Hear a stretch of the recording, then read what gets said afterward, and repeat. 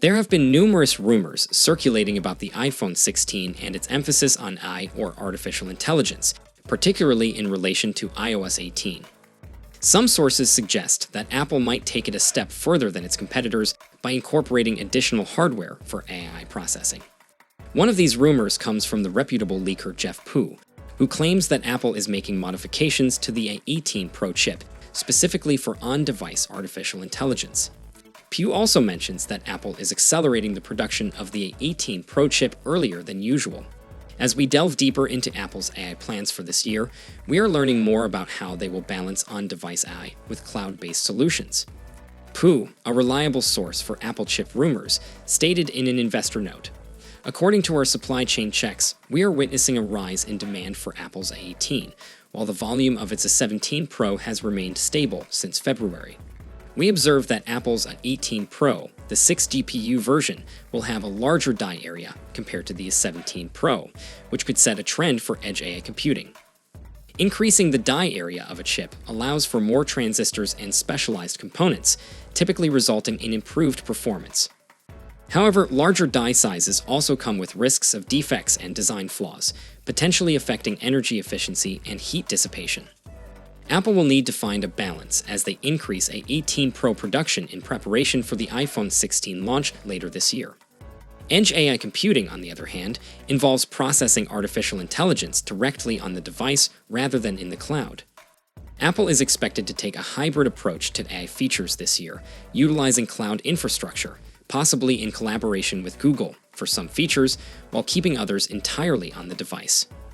This isn't the first report to suggest Apple has changes to the A18 chip, particularly focused on artificial intelligence.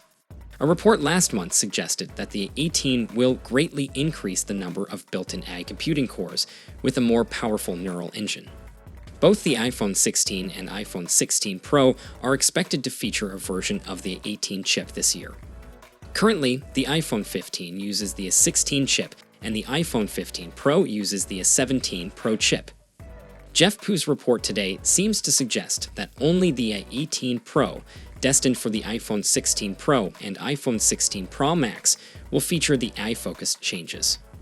Meanwhile, in the latest update, renowned leaker TechRev has revealed that the upcoming iPhone 16 will boast increased RAM and storage capacity to enhance the capabilities of its AI. Despite TechRev's X account mysteriously disappearing, we were still able to catch a glimpse of their insights on the iPhone 16 upgrades. According to their tweets, the base model of the iPhone 16 might come with 8 gigs of RAM and a minimum of 256 gigs of storage. This is a significant improvement from the iPhone 15, which only offers 128 gigs of storage and 6 gigs of RAM, with 8 gigs reserved for the Pro version. Apple's efficient hardware and software optimization usually requires less RAM compared to Android devices, making the potential upgrade to 8 gigs a game changer. This could enable Apple to perform more AI processing on the device itself, rather than relying on cloud servers like many Android devices do. This aligns with Apple's commitment to privacy, as less reliance on cloud processing means better data security. If TechRev's predictions hold true, the possibility of Apple incorporating Google Gemini on the iPhone 16 seems less likely. However, Apple may need to acknowledge that certain high-performance AI tasks may still require cloud processing. Only time will tell how this unfolds. Now for those of you excited for the Apple iPhone 16 series, we're now going to run through the full specs design and the pricing for each model in the range to help you guys decide which one is right for you. For my regular viewers, you guys have seen this, so just skip to the next video. But if you're new here, then hit subscribe now, and we'll get right into it. So first up, we have the standard iPhone 16. With the standard iPhone 16, we get a 6.3-inch OLED display, but unfortunately, this is still going to be an LTPS display. The iPhone 16 is going to have a taller aspect ratio than last year, and it's going to be protected by Ceramic Shield too. We get the new Dynamic Island, which covers up the 12 megapixels selfie camera and Face ID sensors. Then on the rear, we've got a 12 megapixels primary camera and a 12 megapixels ultra-wide. It's powered by the A18 chipset, and it's likely coming with 6 gigs of RAM and up to 512 gigs of storage. It's also powered up by a 3561 mAh battery, with 30 watts fast charging, and it's going to come with advanced 5G, Bluetooth 5.3 and Wi-Fi 6E. Now, it will of course ship with iOS 18, and it's expected to launch from around $850 in September 2024. Now next up, we've got the iPhone 16 Plus. With the iPhone 16 Plus, we get a 6.9 in OLED display, and again, unfortunately, this is another LTPS display. It's got a taller aspect ratio than its predecessor, and it's protected by Ceramic Shield too.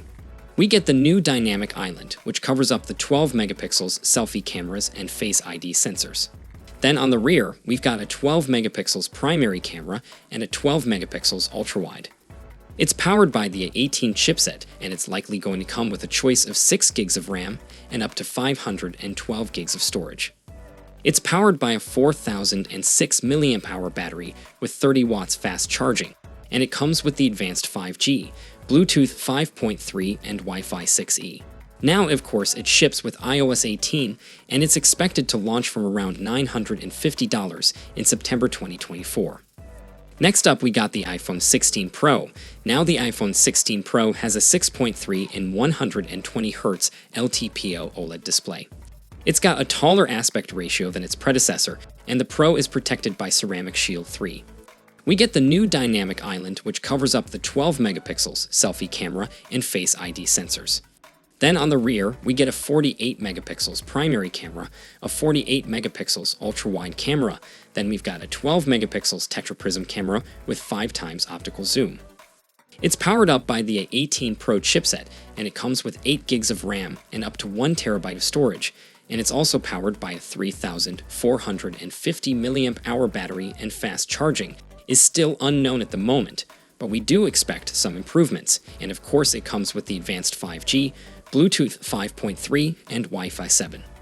It will of course ship with iOS 18, and it's expected to launch from around $1,100 in September 2024. Now finally, we save the best to last, the iPhone 16 Pro Max. With the iPhone 16 Pro Max, we get a 6.9-inch 120Hz LTPO OLED display. Again, like the other phones, it's got a taller aspect ratio than its predecessor, and it's protected by Ceramic Shield 3. We get the Dynamic Island, which covers up the 12 megapixels selfie cameras and Face ID sensors. Then on the rear, we've got a 48 megapixels primary camera, a 48 megapixels ultra-wide, and a 12 megapixels tetraprism camera with 5 times optical zoom. It's powered up by the A18 Pro chipset. It comes with 8 gigs of RAM and up to 1 terabyte of storage, and it's powered up by a 4676 mAh battery.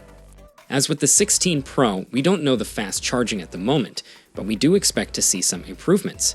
Now it comes up with the advanced 5G, Bluetooth 5.3 and Wi-Fi 7, and it will of course ship with iOS 18, and this one's expected to launch around $1,300 in September 24. So overall, the iPhone 16 series is looking like a great addition to the iPhone lineup. More things remain similar. There are still plenty of upgrades with the new hardware to power it better and brighter displays. Along with the new battery thermal technology, this should really enhance the experience and work well with the new A features. Now, of course, because of all the similarities to its predecessor, is probably not going to make anyone with an iPhone 15 rush for an upgrade, but for anyone with an older iPhone or looking to get their first iPhone, that it's going to be a great choice. Now, of course, as we approach the launch, more and more information is going to continue to come in, and I'll be sharing it as soon as it does, so make sure you subscribe so you don't miss a thing in the future.